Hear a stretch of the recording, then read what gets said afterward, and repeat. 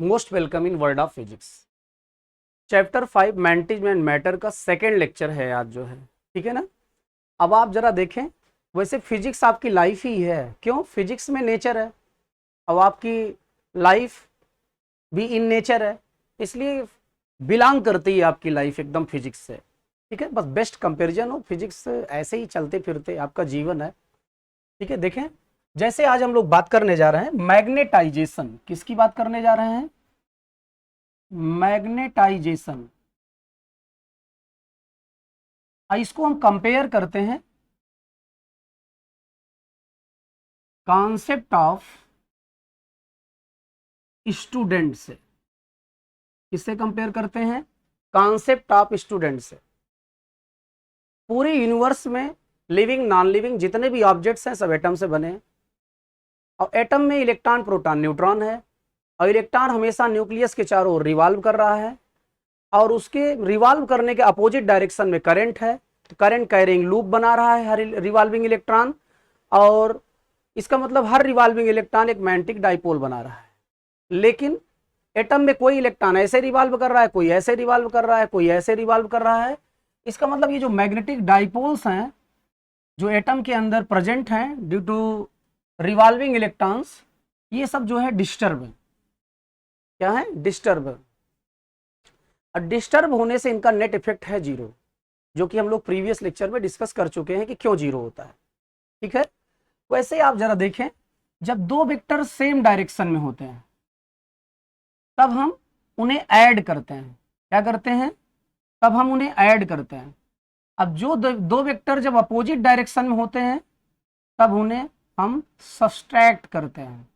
क्या करते हैं? सब्सट्रैक्ट करते हैं, ठीक है। तो इसका मतलब दो वेक्टर्स का सम या इफेक्ट मैक्सिमम कब हो सकता है? जब वो अलाइन हो, एक ही डायरेक्शन में हो, ठीक है।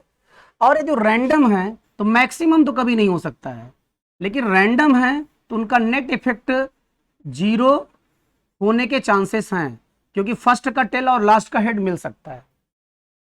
उनका नेट इफेक्ट जीरो भी हो सकता है, या ऐसा भी हो सकता है कि वो ना मिले, फर्स्ट का टेल और लास्ट का हेड फाइनली ना मिले, ऐसा भी हो सकता है। लेकिन यदि सब अलाइन होते तब जो इफेक्ट होता वो इफेक्ट अब भी नहीं रहेगा, ठीक है। अब जरा ध्यान दें, जब वेक्टर्स अलाइन होंगे तो उनका इफेक्ट मैक्सिमम होगा, और यदि वो रैंडम है तो उनका इफेक्ट जीरो भी हो सकता है और नॉन जीरो भी हो सकता है। इसका मतलब for a given sample of magnetic material, net magnetic dipole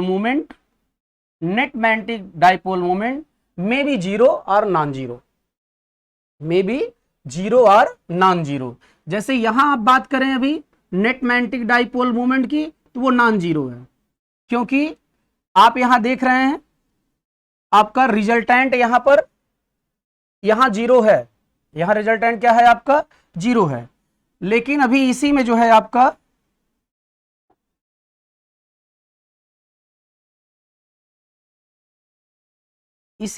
जो है अभी, जैसे एक वेक्टर आप ये ड्रा किए और एक ये ड्रा हुआ, और फर्स्ट का टेल और लास्ट का हेड ये रिजल्टेंट हुआ। यदि फर्स्ट का टेल और लास्ट का हेड ज्वाइन नहीं हुआ तो रिजल्टेंट ये आ गया, तो यहां नॉन जीरो है, और यहां आपका net magnetic dipole moment zero है, क्योंकि फर्स्ट का टेल और लास्ट का हेड ज्वाइन हो गया है। इसका मतलब net magnetic dipole moment zero भी हो सकता है, नॉन जीरो भी हो सकता है, लेकिन मैक्सिमम नहीं हो सकता है जब तक अलाइन नहीं होंगे, ठीक है।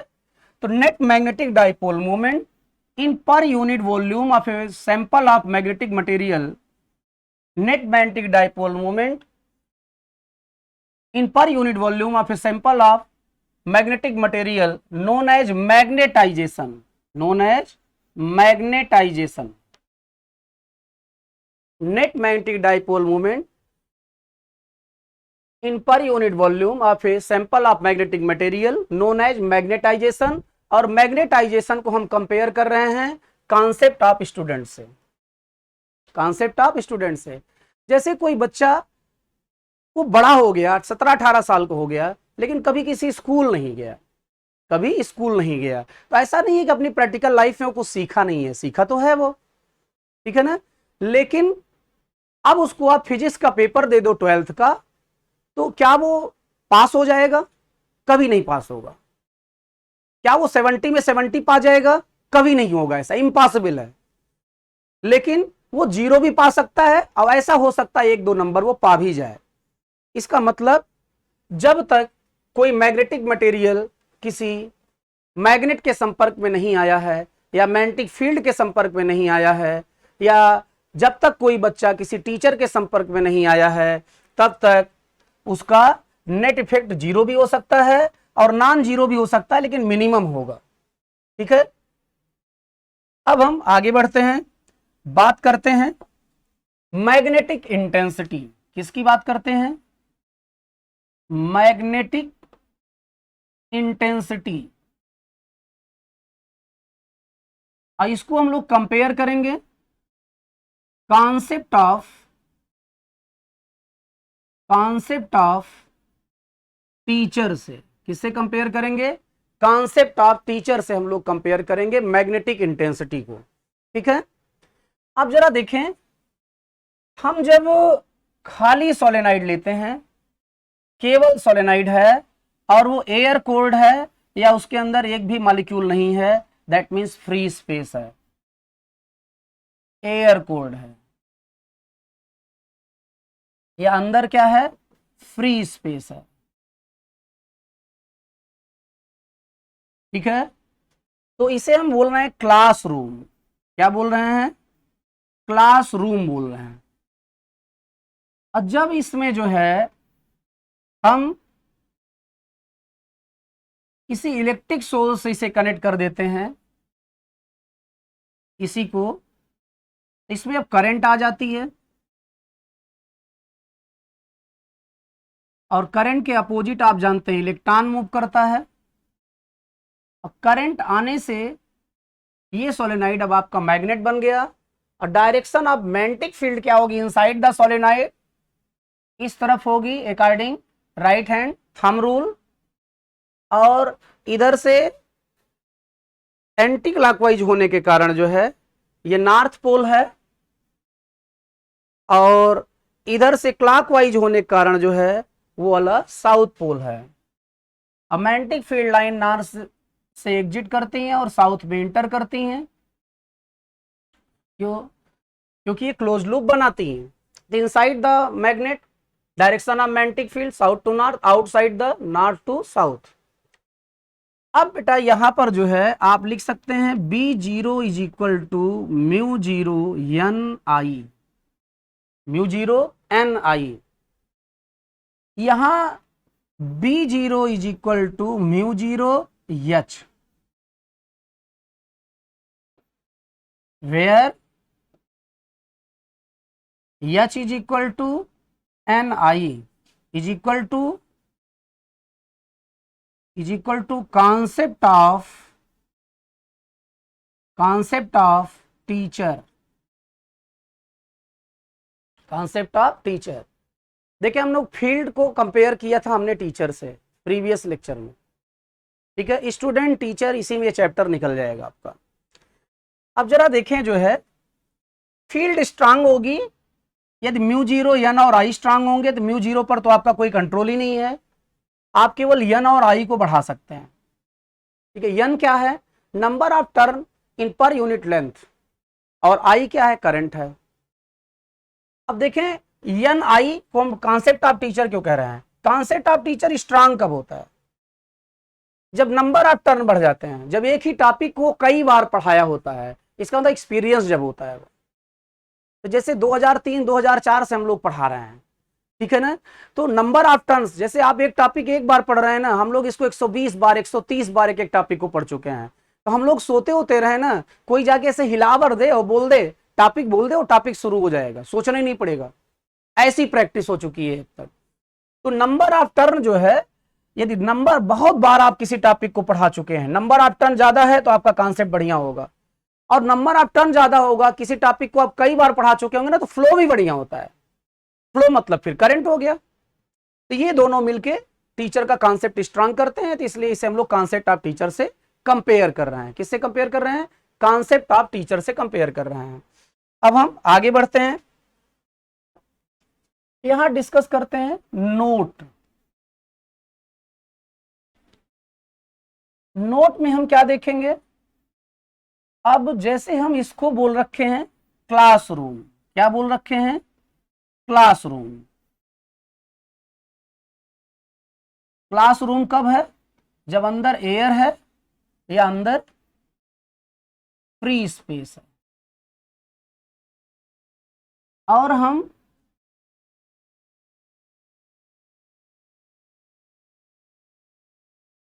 अब भी अंदर एयर है या फ्री स्पेस है, लेकिन फील्ड आने से अब हम बोलेंगे कि यहां टीचर आ गया है, और टीचर क्या हो जाएगा? म्यू जीरो एन आई, या जिसे आप क्या बोल दिए थे? Mu zero H, mu zero H. अब क्या हो रहा है?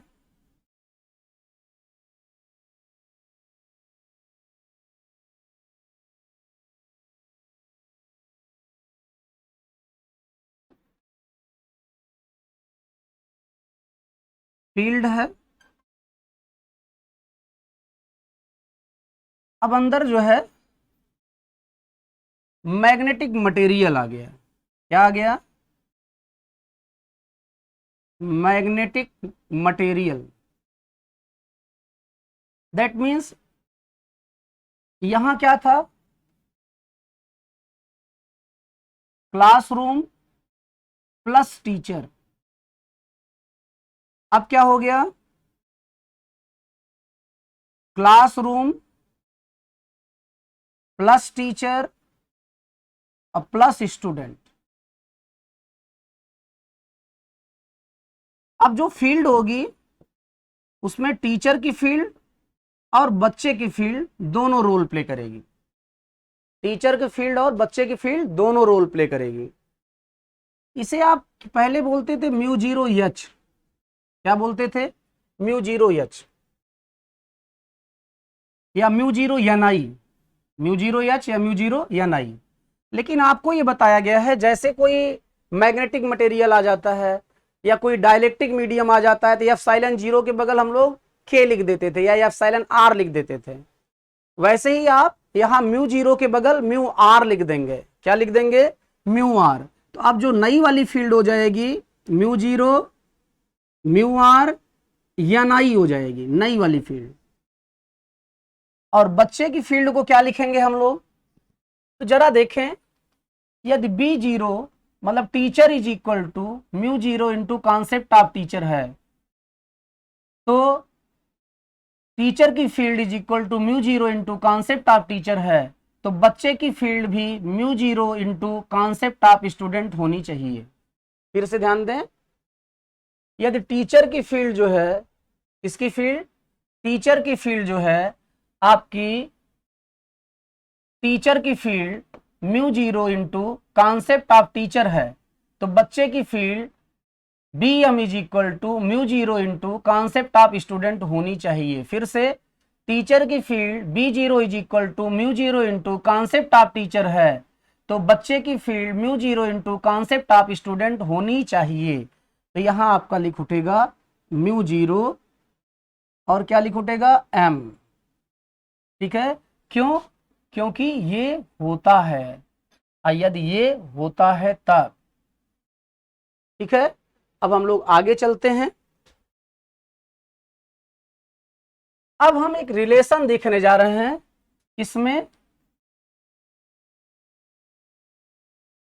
रिलेशन बिटवीन एम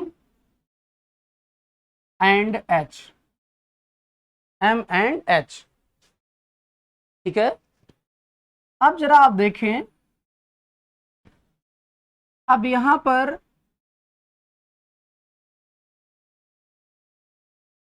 ये केवल क्लासरूम,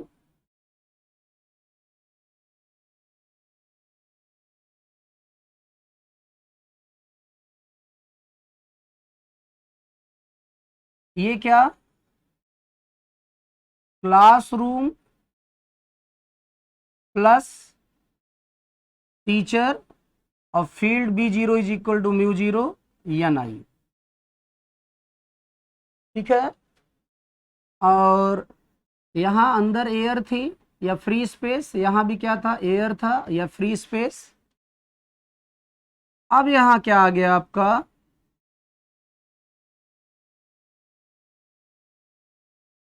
अब यहां आपका जो है आ गया एयर है, लेकिन मैग्नेटिक मटेरियल फिल करने के बाद एयर बाहर आ गई, अब अंदर आ गया स्टूडेंट। तो classroom plus teacher plus student. ठीक है, तो अब आपका जो नया फार्मूला हो जाएगा वो B is equal to B0 plus BM is equal to हो जाएगा μ0 μr NI, μ0 μr NI। अब जरा आप देखें जो है M और H में रिलेशन देखें, कॉन्सेप्ट ऑफ स्टूडेंट और कॉन्सेप्ट ऑफ टीचर में रिलेशन बहुत आसान है। कॉन्सेप्ट ऑफ स्टूडेंट और कॉन्सेप्ट ऑफ टीचर में रिलेशन, क्या रिलेशन होगा वो, यदि टीचर का कॉन्सेप्ट बढ़िया है तो बच्चे का भी कॉन्सेप्ट बहुत बढ़िया होगा, और टीचर का कॉन्सेप्ट वीक है तो बच्चे का कॉन्सेप्ट भी वीक होगा। टीचर कंफ्यूज है पढ़ाते समय किसी टॉपिक में, बच्चा भी कंफ्यूज होगा पढ़ते समय उस टॉपिक में। इसका मतलब टीचर कंफ्यूज, बच्चा कंफ्यूज, टीचर का कॉन्सेप्ट बढ़िया, बच्चे का कॉन्सेप्ट बढ़िया, टीचर का कॉन्सेप्ट वीक, बच्चे का कॉन्सेप्ट वीक। ठीक है, तो इसे हम कौन सा रिलेशन बोलेंगे, डायरेक्टली प्रोपोर्शनल। क्या बोलेंगे, डायरेक्टली प्रोपोर्शनल। अब जो है इस प्रोपोर्शनलिटी को हटाने के लिए एक कांस्टेंट यूज करेंगे, और उस कांस्टेंट को हम क्या बोलेंगे, मैग्नेटिक सस्पिसिबिलिटी। क्या बोलेंगे, मैग्नेटिक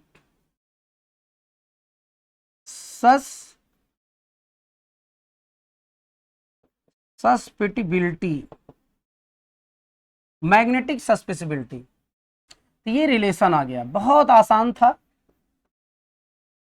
अब यहां से आप लिख सकते हैं Sai is equal to M/H।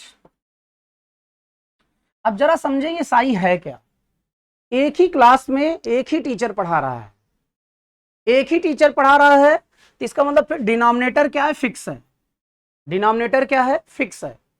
लेकिन क्या हर बच्चा क्लास में बराबर सीख रहा है, हर बच्चा क्लास में बराबर नहीं सीख रहा है। हर बच्चा यदि क्लास में बराबर नहीं सीख रहा है तो इसका मतलब मैग्नेटाइजेशन किसी का कम है और किसी का क्या है, ज्यादा है।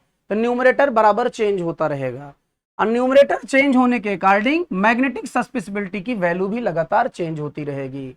इसका मतलब डिफरेंट मैग्नेटिक मटेरियल के लिए मैग्नेटिक सस्पिसिबिलिटी की वैल्यू डिफरेंट डिफरेंट होगी। डिफरेंट स्टूडेंट्स के लिए मैग्नेटिक सस्पिसिबिलिटी की वैल्यू डिफरेंट डिफरेंट होगी। ठीक है, अब हम आगे बढ़ते हैं। अब हम एक रिलेशन देखना चाहते हैं साई और म्यू आर में। इसमें रिलेशन देखना चाहते हैं साई और म्यू आर में। देखें, जब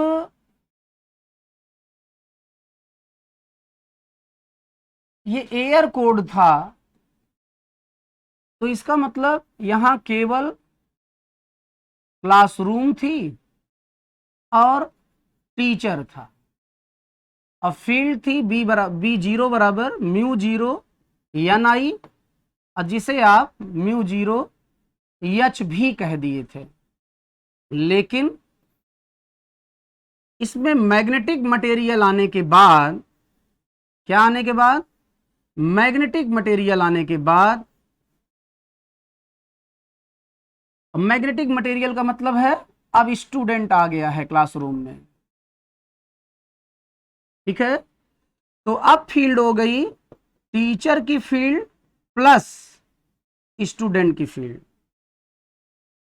और जिसे आपको लिखना पड़ेगा म्यू जीरो एन आई है। आपको जब मैग्नेटिक मटेरियल आ जाता है या डाइलेक्ट्रिक मीडियम आ जाता है तो म्यू जीरो के बगल म्यू आर, और वहां एफ साइलन जीरो के बगल एफ साइलन आर या के लिखते थे आप।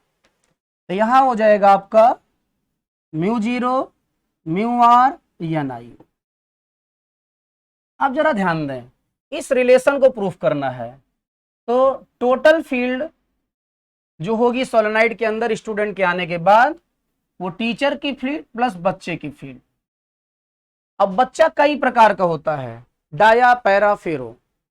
अब जरा देखो, डायामेंटिक मटेरियल होगा, मतलब जिसका पढ़ना टेंडेंसी है ही नहीं है, घर से नाराज वराज होकर स्कूल भेजा गया है, ठीक है, ऐसा बच्चा जो है वो फील्ड को माइनस करेगा, मतलब नेट फील्ड को कम कर देगा, ठीक। लेकिन यदि पैरामेंटिक मटेरियल है तो वो ये सोचता है कि स्कूल आए हैं तो चलो पढ़ ही लेते हैं, स्कूल आए हैं तो चलो पढ़ ही लेते हैं, तो वो क्या करेंगे, फील्ड को थोड़ा प्लस कर देंगे। लेकिन यदि फेरोमैग्नेटिक मटेरियल है, ठीक है, तो जिनकी पढ़ना ही टेंडेंसी है तो टॉप ऑफ करेंगे, और टॉप करेंगे तो टीचर की फील्ड को क्या करेंगे, बहुत बढ़ा देंगे। एक टॉपर किसी के साथ निकल जाए तो उसके यहां बच्चों की संख्या में बहुत तेजी से इंक्रीज होता है, ठीक है, क्योंकि वो फील्ड को बहुत स्ट्रांग कर देते हैं। क्या करते हैं, फील्ड को बहुत स्ट्रांग कर देते हैं। तो आप ये समझ लो कि एक अच्छा बच्चा ही किसी टीचर को एक अच्छा टीचर बनाता है, ठीक है। अब हम आगे बढ़ते हैं। बी के प्लेस पर हम लोगों ने डिसाइड किया है, लिखेंगे mu zero mu R N I. अब बी जीरो के प्लेस पे mu zero into H, B M के प्लेस पे म्यू जीरो इंटू एम, हम लोग अभी पीछे डिस्कस कर चुके हैं। Why because B zero is equal to mu zero H and B M is equal to mu zero M. फिर से समझें, टीचर की field mu zero into teacher का कॉन्सेप्ट, बच्चे की फील्ड म्यू जीरो इंटू बच्चे का कॉन्सेप्ट, ये रख दिए यहां पे। अब आप देखें, म्यू जीरो यहां भी है, यहां भी है और यहां भी है, कैंसिल हो गया। अब नेक्स्ट टर्म में हम लिख रहे हैं, एन आई के प्लेस पे हम क्या लिख रहे हैं, एच लिख रहे हैं, और यहां एच है, और यहां आपका एम है, क्या है, एम, और यहां हम रीजन दे देंगे because H is equal to N I. Physics में रीजन लिखना जरूरी है, जबकि आप एन आई की जगह पे एच लिख रहे हैं, ये तो पता ही है, लेकिन फिर भी आपको ये रीजन लिखना जरूरी है। अब हम आगे क्या करते हैं, हमको रिलेशन चाहिए साई और म्यू आर में, हमको यहाँ साई और म्यू आर ही दिखना चाहिए। तो म्यू आर तो दिख रहा है, अभी साई दिखे नहीं, ठीक है। यहां जो काम की चीज नहीं है वो यच है और यम है। यच तो जा सकता है, यदि यहां भी यच आ जाए तो यच कैंसिल हो जाएगा, इसका मतलब यम जाए और यहां यच ले आए, क्योंकि तभी यच जाएगा, यहां से यम जाए और यच ले आए और साई ले आए। तो यम को जाना है, यच को लाना है और साई को लाना है, ठीक है। जरा ध्यान दें फिर से एक बार, हम अगला स्टेप क्या होगा, यही प्रॉब्लम होती है स्टूडेंट की, हम कैसे जाने का अगला स्टेप क्या होगा, ठीक है। तो ये खुद ही बताता है कि अगला स्टेप क्या होगा। अब जरा ध्यान दें फिर से, हमको साई चाहिए म्यू आर चाहिए, हमको म्यू आर तो दिख रहा है, साई नहीं दिख रहा है, इसका मतलब हमको साई लाना हमारा टारगेट है, ठीक है। हमको यहां यम चाहिए नहीं, यच चाहिए नहीं, तो यम यहां से जाए, और यहां यदि यच आ जाए किसी तरह तो यच अपने आप चला जाएगा, इसका मतलब यम जाए यच ले आए और साई ले आए। तो यम जाएगा और यच और साई को लेके आएगा, ऐसा कब, जब यम का रिलेशन होगा यच और साई से, क्योंकि किसी को बुलाने जाएंगे आप वैसे ही नहीं आ जाएगा, जब उससे आपका रिलेशन होगा तभी वो आएगा, ठीक है। तो हम जो है यहां ये जानते हैं, क्या जानते हैं कि psi is equal to M by H होता है, implies that M is equal to psi H. अब ये हो गया आपका म्यू आर एच एच और एम के प्लेस पर साई एच। अब एस से सारे एच कैंसिल हो गए। अब आपका रिलेशन आ गया mu R is equal to 1 plus psi, 1 plus psi. और यहां जो है आप ये जो कर चुके हैं, यहां पर आप ये भी लिख सकते हैं म्यू एन आई। क्या लिख सकते हैं? Mu N I. क्यों ऐसा लिख सकते हैं? क्योंकि म्यू बराबर आपका mu zero into mu R होता है। आगे हम लोग एक टेबल डिस्कस करने जा रहे हैं। उस टेबल को जब हम डिस्कस करेंगे तो उसमें इस फार्मूले का और इस फार्मूले का और इस फार्मूले का रोल है। आगे एक टेबल डिस्कस करने जा रहे हैं जिसमें इन तीनों फार्मूलों का रोल है। ठीक है, तो ये रिलेशन तो हमारे ख्याल से आपको समझ में आ गया होगा। बहुत आसान सा है, केवल आप सिंपल सा कंपेयर करें बस। अब उस टेबल को हम लोग डिस्कस करते हैं। ठीक है, टाइम थोड़ा देख लें, उसके अकॉर्डिंग जो है आगे बढ़ा जाए। अभी 20 मिनट है क्योंकि स्कूल भी जाना रहता है। अब जरा देखें, टेबल डिस्कस करने जा रहे हैं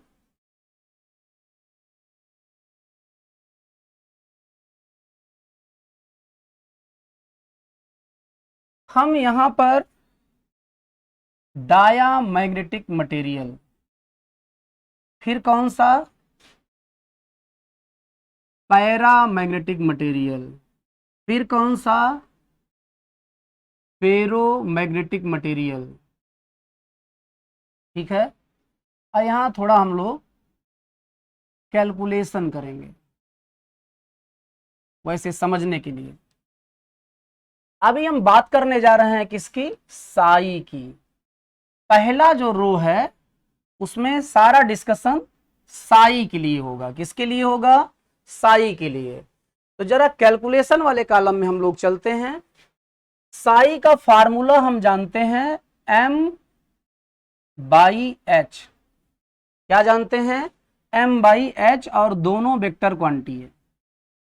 ठीक है, तो psi is equal to m by H, m by H.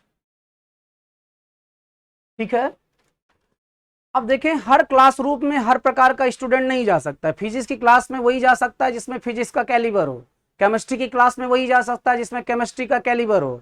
जैसे अभी आईआईटी का एग्जाम हुआ एडवांस का, तो आईआईटी में एडमिशन के लिए एंट्रेंस हुआ, लेकिन क्या उसमें सारे बच्चे चले गए? नहीं, सारे बच्चे नहीं गए। और सारे बच्चे नहीं गए, क्यों नहीं गए सारे बच्चे? इसका मतलब आईआईटी को कुछ पर्टिकुलर्स की जरूरत थी, उसी के अकॉर्डिंग उसने पेपर सेट किया, उन बच्चों को छाट लिया। ठीक है, ऐसा नहीं है कि चौराहे पे कोई टहल रहा उसको ले जाए आईआईटी स्कूल में एडमिशन करा दें और आईआईटी पास कर लेगा। नहीं, किस क्लास में, किस इंस्टीट्यूशन में कौन सा स्टूडेंट वहां के लिए परफेक्ट है, वो उसके लिए क्राइटेरिया है, उसी के अकॉर्डिंग सेलेक्ट होता है। हाँ, यहां पर हम मैग्नेटिक मटेरियल को सोलेनॉइड के क्लासरूम के लिए स्टूडेंट क्यों कह रहे हैं? क्योंकि magnetic material can be affected by magnetic field. ठीक है, जो बच्चा फिजिक्स के टीचर से अफेक्टेड हो जाए वो फिजिक्स का स्टूडेंट है, जो बच्चा केमिस्ट्री के टीचर से अफेक्टेड हो जाए केमिस्ट्री का स्टूडेंट है, जो बच्चा कॉमर्स के टीचर से अफेक्टेड हो जाए वो कॉमर्स का स्टूडेंट है, and so on, you know that. ठीक है, अब हम बात कर रहे हैं डायामैग्नेटिक मटेरियल। डायामैग्नेटिक मटेरियल वो बच्चा है जो स्कूल आया तो है, जबरदस्ती भेजा गया है, डांट मार के भेजा गया है, जिसकी पढ़ना टेंडेंसी नहीं है, और वो ठान के आया है कि चाहे जौन के लिए मार के भेज तो दे, लेकिन पढ़ाई ले हम कर जानी। ठीक है, ऐसा शख्स है वो। ठीक है, तो अब जरा देखें, वो कभी भी टीचर की फील्ड के डायरेक्शन में लाइन नहीं होगा। टीचर का यदि कॉन्सेप्ट इस तरफ जा रहा है तो उसका कॉन्सेप्ट इधर जाएगा। तो आपको ये याद होगा कि मोशन इन प्लेन चैप्टर 11 उसमें जब अपोजिट वेक्टर्स होते थे तो एक को प्लस लिखते थे, एक को माइनस लिखते थे। यदि दोनों में आप एक को निगेटिव लिख रहे हैं और एक को आप पॉजिटिव लिख रहे हैं तो रिजल्ट आपका आएगा निगेटिव। क्या आएगा? और निगेटिव का मतलब है लेस देन जीरो। नेगेटिव का मतलब क्या है? Less than zero. इसका मतलब डायामैग्नेटिक मटेरियल में जो साई की वैल्यू होगी वो लेस देन जीरो होगी। क्या होगी? लेस देन जीरो होगी। आपकी पहली वैल्यू मिल गई। दूसरा जो है, अब ज्यादा से ज्यादा ये हो सकता है कि टीचर के एकदम जस्ट अपोजिट जो है वो मैग्नेटाइज हो जाए। इसका मतलब यम और एच क्या हो जाए? बराबर हो जाए, और उस समय में -1 वैल्यू आ जाएगी। क्या आ जाएगी? -1। अब इससे लो वैल्यू होने के चांसेस नहीं है। इसका मतलब जो साई है या तो -1 के इक्वल होगा या इससे क्या होगा? बड़ा होगा। ये पहला आ गया। ठीक है, अब हम आगे चलते हैं। पैरामेंटिक मटेरियल, पैरामेंटिक मटेरियल वो स्टूडेंट हैं, पैरामेंटिक मटेरियल वो स्टूडेंट हैं जो स्कूल आए हैं, केवल पढ़ना उनका मोटिव नहीं है, लेकिन वो ये सोचते हैं कि चलो आए हैं तो पढ़ लेते हैं, आए हैं तो पढ़ लेते हैं। इसका मतलब ये बच्चे जो है टीचर के कॉन्सेप्ट के एलांग मेंटाइज तो होंगे। इसका मतलब इस केस में दोनों की डायरेक्शन सेम तो होगी, यच और यम की, लेकिन चूंकि टेंडेंसी नहीं है, ठीक है, आए हैं तो पढ़ लेते हैं, तो इसका मतलब उतने अच्छे से मेंटाइज नहीं होंगे, लेकिन वैल्यू क्या होगी, ऊपर भी दोनों सेम डायरेक्शन होने के कारण दोनों प्लस होंगे और रिजल्ट आएगा प्लस। प्लस का मतलब है greater than zero, greater than zero. तो यहां जो साई की वैल्यू होगी वो ग्रेटर देन क्या होगी, जीरो होगी, ग्रेटर देन क्या होगी, जीरो होगी, ठीक है। और एक लिमिट से क्या होगी, कम होगी, एक लिमिट से क्या होगी, कम होगी। लेकिन जो फेरोमैग्नेटिक मटेरियल है, फेरोमैग्नेटिक मटेरियल वो बच्चे हैं जो ठान क्या है, पढ़ना ही है, चाहे जहां रहेंगे पढ़ना ही है, ठीक है। ये ऐसे बच्चे हैं, और ये बच्चे जो है, ऐसे बच्चे जो है वो फील्ड की डायरेक्शन में तो मैग्नेटाइज होंगे, मतलब उनकी वैल्यू पॉजिटिव तो होगी ही, लेकिन न्यूमरेटर जो है वो डिनोमिनेटर के कंपैरिजन में बहुत ज्यादा हो सकता है। क्यों? क्योंकि फेरोमैग्नेटिक मटेरियल कभी कभी ऐसे हो जाते हैं कि जो टीचर से भी ज्यादा जानने लगते हैं, एक समय ऐसी स्थिति आ जाती है, तो न्यूमरेटर का कोई गेस ही नहीं है कितना हो सकता है। तो इसीलिए यहां ये बोला जाएगा बराबर तो श्योर होंगे, बराबर तो श्योर होंगे तो 1 तो आएगा ही, लेकिन 1 से कितना ग्रेटर हो जाएगा ये डिसाइड नहीं है, इसलिए ये रिजल्ट आया। अब हम बात करने जा रहे हैं म्यू आर की। Mu R is equal to 1 plus, mu R is equal to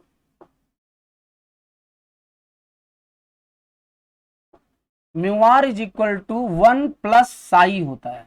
क्या होता है? 1 प्लस साई। तो अब हम क्या करेंगे, यहीं पर सब में 1 1 ऐड कर देंगे, तो -1 में 1 ऐड करेंगे तो 0 आ जाएगा, 0 में 1 ऐड करेंगे तो 1 आ जाएगा, ठीक है। और यक्स में 1 ऐड करेंगे तो 1 प्लस यक्स आ जाएगा, और यक्स नहीं है, साई है वो, ठीक है। और ये रिजल्ट आपका रिलेशन ऐसे ही बना रहेगा, क्योंकि मैथमेटिक्स वाले आपको ये सिखाए हैं कि एक ही नंबर यदि सब में ऐड कर रहे हैं, यदि आप सिमिलर बिहेवियर कर रहे हैं तो संबंधों में फर्क नहीं पड़ेगा। जैसे कोई टीचर क्लास में आया और एक ही गलती के लिए सबको बराबर पनिश किया, तो वो टीचर के संबंध सबसे ठीक ठाक बने रहेंगे। लेकिन एक ही गलती के लिए किसी को गिरा के मारा और उसी गलती के लिए किसी को छोड़ दिया, तो बच्चों के मन में ये जरूर आएगा कुछ तो कारण है, और कहीं बच्चे जो सोच रहे थे वही कारण निकल गया तो टीचर तो गया, ठीक है। उसका जो है मतलब कि टीचर उन बच्चों की नजर में घिर जाएगा और वो कभी उठ ही नहीं सकता है, ठीक है। तो संबंध प्रभावित होते हैं यदि आप बिहेव सिमिलर नहीं करते हैं। तो आप जरा देखिए, हमको म्यू आर चाहिए था तो हमको साई में 1 ऐड करना था, हम इन सब में 1 ऐड कर दिए, यहाँ 1 ऐड किए 0 आया, यहाँ 1 ऐड किए तो 1 आ गया, लेकिन साई में 1 ऐड किए तो 1 प्लस साई हो गया। और आप 1 प्लस साई की जगह पे म्यू आर लिख सकते हैं। ये दूसरी टेबल का पहला हो गया, बहुत आसान है। पहली टेबल आपकी टीचर स्टूडेंट के कंपैरिजन से मिल गई, दूसरी टेबल वो दे देगा, तीसरी भी वो दे देगा, ठीक है।